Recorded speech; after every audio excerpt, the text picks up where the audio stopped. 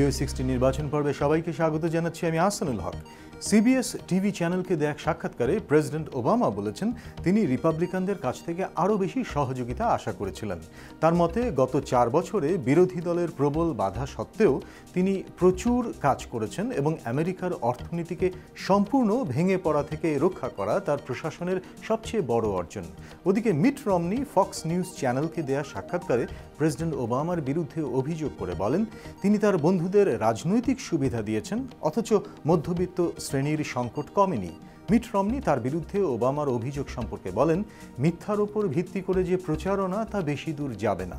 ওবামার এখন গুরুত্বপূর্ণ রাজ্য ওহাইও সফর করবার কথা রয়েছে, ওই রাজ্যে এটি তার 8ম সফর। ওদিকে মিট রমনি লুইজিয়ানা রাজ্যের গভর্নর ববি জিন্দালের সাথে দলের জন্য চাঁদা তুলছেন। ভিও60 নির্বাচন পর্ব আজ এই পর্যন্তই। সবাই ভালো থাকবেন।